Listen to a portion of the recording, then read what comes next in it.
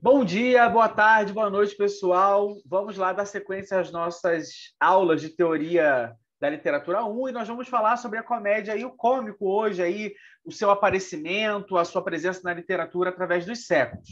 Tá? Ao longo da história, da produção das obras literárias e da reflexão sobre elas, alguns gêneros são colocados ali como nobres e alguns outros são, de certa forma, depreciados, sendo tidos como populares. Um dos exemplos mais ilustrativos é a comédia, né, que é colocada como algo desvalorizado. Tá? Aristóteles, em sua poética, ele define a comédia como sendo um gênero muito menos importante do que a tragédia. Tá? Então, em contraste com a amplitude da reflexão sobre a tragédia, ele vai ali escrever poucas palavras sobre o que é comédia. Alguns historiadores, alguns estudiosos, na verdade, acreditam, né, ter ali uma segunda parte, né, uma continuação da poética que seja dedicada apenas à comédia, ao cômico.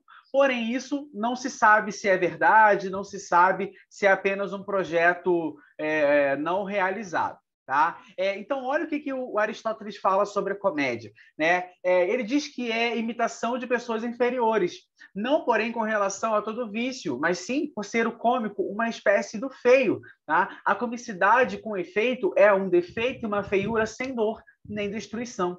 Um exemplo óbvio é a máscara cômica, feia e contorcida, mas sem uma expressão de dor.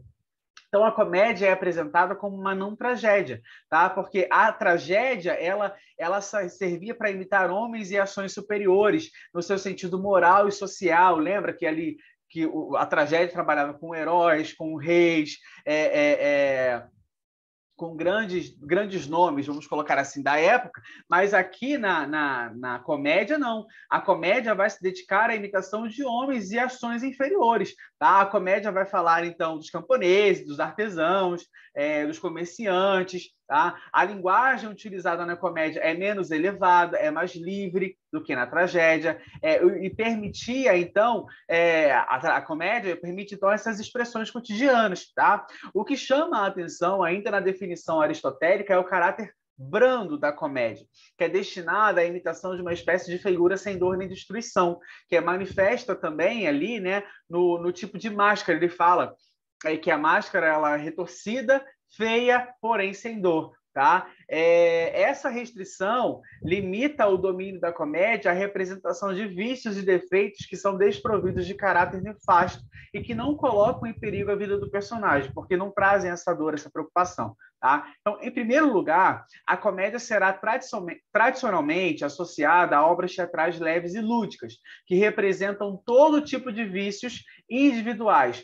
No caso da comédia de caráter ou sociais, e no caso da comédia de costumes. Tá? Então, no caso da comédia de caráter, vai falar ali dos vícios individuais. No caso da comédia de costumes, vai falar ali das questões sociais. A comédia, tanto a de caráter, fala dos vícios, quanto a de costumes, que fala do social, possui, em geral, um final feliz, uma reconciliação, um casamento. Tá? Em segundo lugar, em decorrência da incompatibilidade entre o cômico e a dor, na estética da comédia não existe a possibilidade da catarse, não existe a possibilidade da purga, né? Da purga de emoções. Tá? Não existe isso, porque não vai ter essa representação da morte, do sofrimento e etc.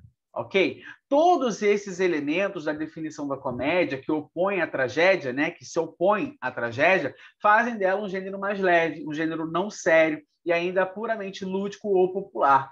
Essa visão da comédia, enquanto um gênero menor, por um lado, situado no nível baixo da hierarquia dos gêneros literários, e por outro, vai ser relacionado com a cultura popular, a de acompanhá-la desde a antiguidade até os tempos modernos. Então, a gente ainda tem essa questão que, por ser a comédia ser considerada menos valorizada, não sei se menos valorizada seria a palavra, mas é colocada de uma maneira menor do que uma tragédia. E por ela estar associada ali à cultura popular, né, e isso faz com que ela seja colocada, às vezes, como menos importante. Tá? E isso se arrasta da antiguidade até os nossos tempos. Ok?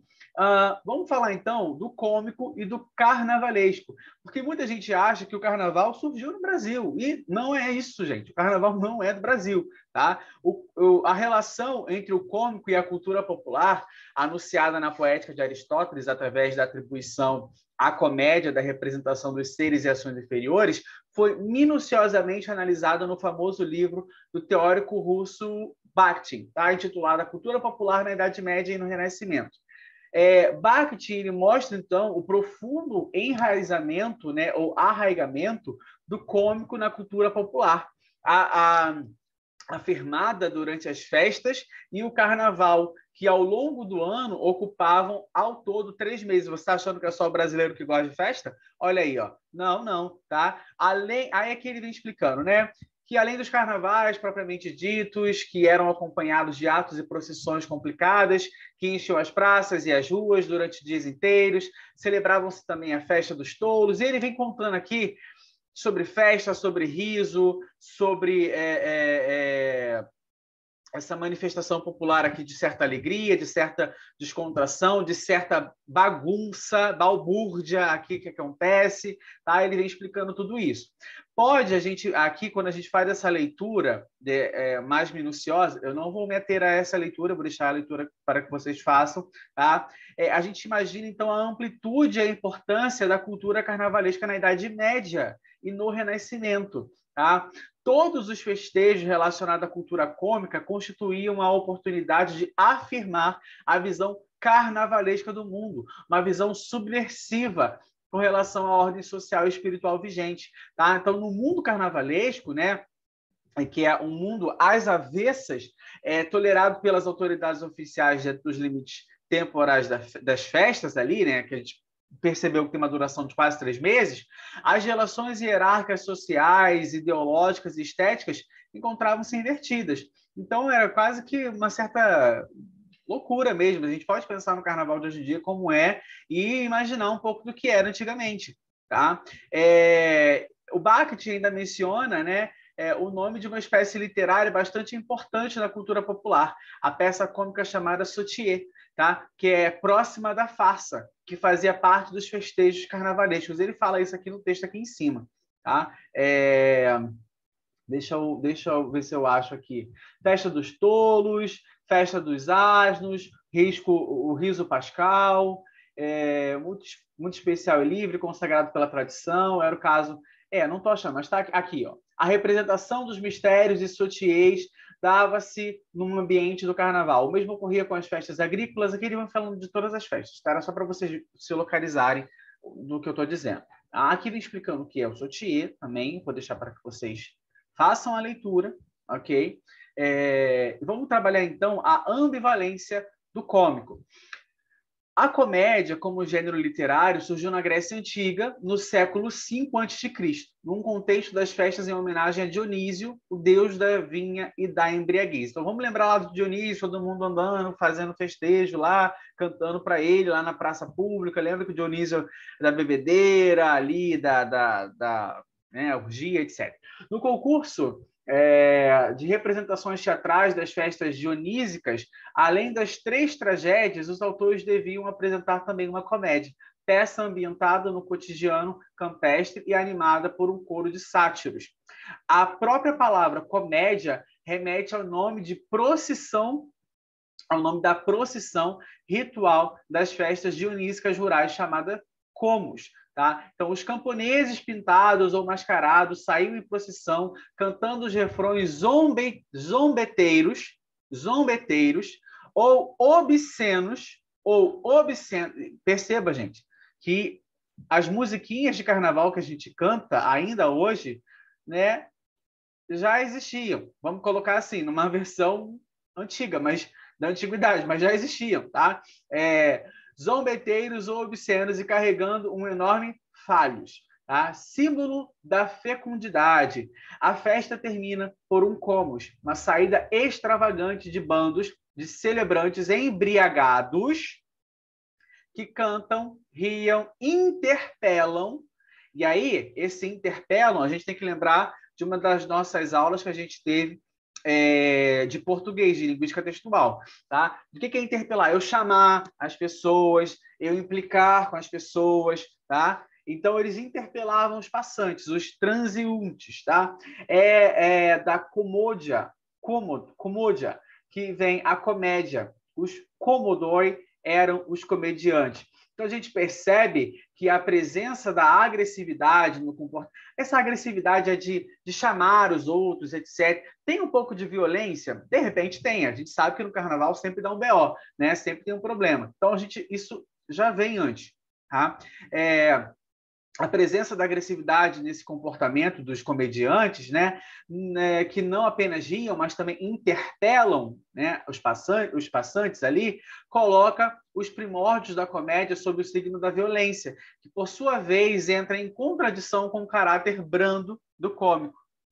Então, a gente tem aqui que há uma certa contradição, há um certo problema aqui.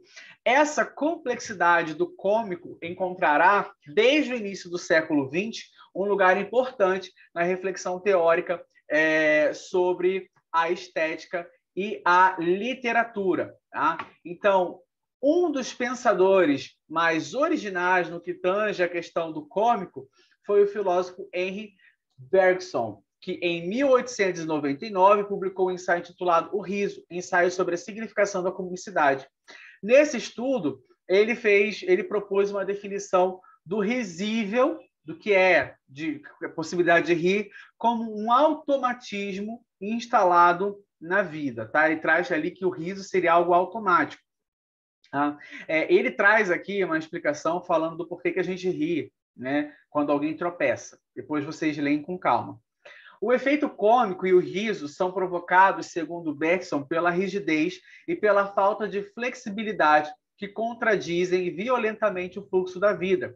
O riso é provocado pela percepção de um automatismo instalado na vida e funciona como um castigo dirigido contra o mecânico. Para ele, o riso e o cômico constituem reações sociais corretivas, uma forma de trote social que tem como uma condição necessária a falta de empatia e de compaixão com relação à pessoa que constitui seu objeto. Então, por exemplo, ele diz aqui que quando alguém tropeça na nossa frente, a gente ri porque algo que é inesperado, tá? Se a pessoa tivesse sentada no chão por própria vontade, a gente não acharia graça. Mas porque outra pessoa sentou no chão, a gente vai rir, porque há uma falta de empatia, tá? Uma falta de empatia, tá? E de compaixão, segundo ele. A segunda reflexão importante sobre o caráter ambivalente do riso, amplamente utilizada na produção literária do século XX e na reflexão teórica sobre o cômico nas obras literárias, é a teoria dos xistes, tá? De Freud. Esses xistes são piadas tendenciosas, tá?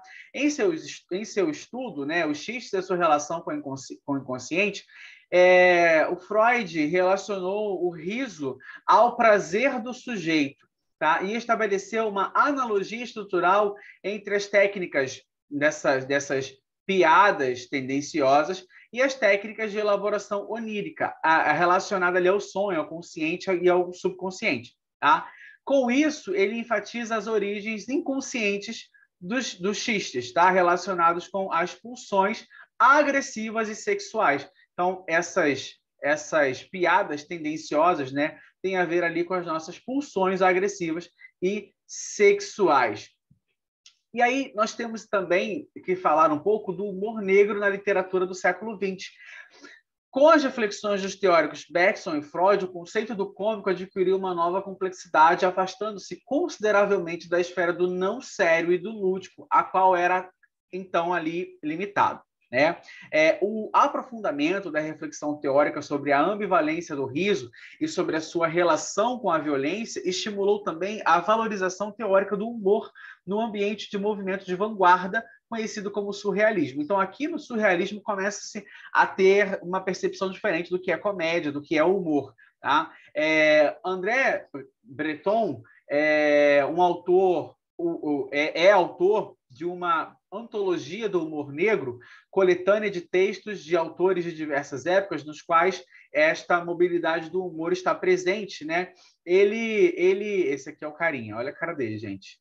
Enfim, né? Ele vai trabalhar com essa parte, né? Ele vai como é que eu posso dizer? Ele vai assim, vai à frente do surrealismo, né? Ele vai, como é que eu posso colocar? Ele trabalha aqui relacionando a necessidade da relação do humor com a violência da época moderna, sabe? Ele faz essa relação entre o humor e a violência. Então, ele é colocar assim, um vanguardista, né? Então, olha o que ele coloca, né? À vista das exigências específicas da moderna sensibilidade, é cada vez mais certo o fato das obras poéticas, artísticas e científicas, bem como sistemas filosóficos e sociais, desprovidos desta espécie de humor, deixarem muito a desejar e estarem condenados a desaparecer mais ou menos rapidamente. Então, ele já vai trazendo aqui, ó, que esse tomzinho ácido é o que vai pegar, sabe? Mais ou menos isso. Tá? Então, o surrealismo utilizou amplamente o humor como um recurso ao mesmo tempo estético e ético, que visava a produção de imagens novas e insólitas, suscetíveis de revolucionar a sensibilidade limitada pelos entraves do racionalismo. Ao contrário do cômico tradicional, o humor negro, esse humor ácido, praticado no âmbito surrealista, revela-se compatível com a expressão do sofrimento. Tá? As imagens, então, do livro de colagem de Max Ernst, intitulado Uma Semana de Bondade, tem como seu tema crimes cotidianos. Tá? Nas fotomontagens surrealistas, as figuras humanas misturam-se com objetos ou figuras de animais. Tá? A comédia e o cômico, então, tradicionalmente associados com a literatura não séria e lúdica, né, ou popular, adquirem na estética moderna e contemporânea uma nova profundidade e uma considerável ambivalência. Essa reconsideração teórica permite associá-los à expressão do sofrimento individual e coletivo, expressão impossível na poética clássica. Percebe que há uma mudança do ponto de vista, da perspectiva do que era visto a comédia. A comédia era vista como algo quase que irrelevante, estava abaixo ali na hierarquia, né? Falava de coisas populares, não podia trazer dor. Vamos colocar assim, lembra lá da máscara, quando o Aristóteles fala que a máscara ela é torcida, mas ela não traz dor. E aqui, com o surrealismo, aqui nessa estética moderna e contemporânea, a gente já percebe aqui o sofrimento, que é uma expressão do sofrimento. Tá? O humor ácido traz esse tom. Tá? Então, a comédia encontra uma reformulação no âmbito do surrealismo e, posteriormente, no âmbito do teatro de absurdo. Pessoal, eu espero que vocês tenham gostado, que vocês tenham curtido. Clica aí no gostei, chama a gente para o nosso canal. Beijo, até o nosso próximo encontro. Tchau.